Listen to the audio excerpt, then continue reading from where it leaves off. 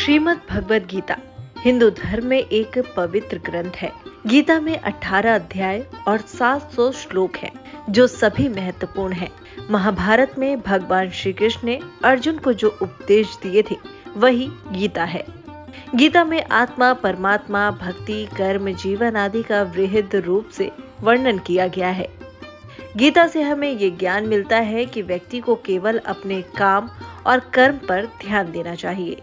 साथ ही कर्म करते समय इस बात का ध्यान रखना चाहिए कि हम जो भी कर्म कर रहे हैं उसका फल भी हमें निश्चित ही प्राप्त होगा।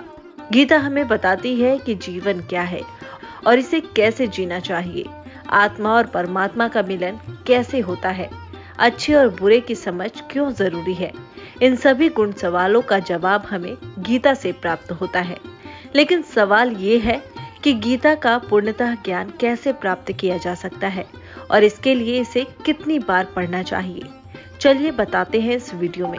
जब हम गीता पहली बार पढ़ते हैं तो इसे हम एक अंधे व्यक्ति के रूप में पढ़ते हैं, यानी हम केवल इतना ही समझ पाते हैं कि कौन किसके पिता, कौन किसकी बहन और कौन किसका भाई है। पहली बार गीता पढ़ने पर इससे ज्यादा कुछ समझ नहीं आता।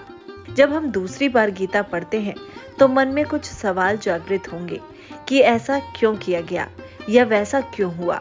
जब हम तीसरी बार गीता पढ़ेंगे तो इसके अर्थ और समझने लगेंगे। हालांकि हर व्यक्ति को इसका अर्थ अपने तरीके से ही समझ आएगा।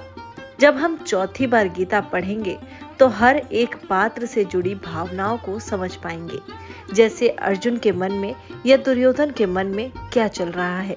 पांचवी बार गीता पढ़ने से पूरा कुरुक्षेत्र हमारे मन में खड़ा हो जाता है और हमारे मन में अलग अलग कल्पनाएं होती हैं। छठी बार गीता पढ़ने से हम भगवान को अपने सामने अनुभव करने लगते हैं और हमें ऐसा लगता है कि भगवान हमारे सामने ये सब बता रहा है। सातवीं बार गीता पढ़ने से हमें ये पूर्णतः एहसास हो जाता है कि श्री कृष्ण कहीं बाहर नहीं बल्कि हमारे भीतर ही हैं और हम उनके भीतर हैं। यानी कि अगर आपको गीता का पूर्णतः ज्ञान चाहिए और आप इसे पूरी तरह समझ पाए तो इसके लिए आपको गीता को 7 बार कम से कम पढ़ना चाहिए। वहीं श्रीमद् भगवद गीता पढ़ने के नियम क्या है, चलिए ये भी बताते हैं। भगवद गीता पढ़ने के लिए सुबह का समय सबसे उत्तम माना जाता है, क्योंकि इस समय मन, मस्तिष्क और वातावरण में शांति और सकारात्मकता होती है। गीता का पाठ हमेशा स्नान के बाद और शांत चित्त मन से ही करना चाहिए। पाठ करते समय बीच बीच में इधर उधर की बातें नहीं करनी चाहिए और ना ही किसी कार्य के लिए बार बार उठना चाहिए। साफ सफाई वाले स्थान और जमीन पर आसन बिछाकर ही गीता का पाठ करना चाहिए। गीता के प्रत्येक अध्याय को शुरू करने से पहले और बाद में श्रीमद् भगवद गीता और गीता के चरण कमलों को स्पर्श करना चाहिए। उम्मीद करती हूँ आपको जानकारी पसंद आई होगी।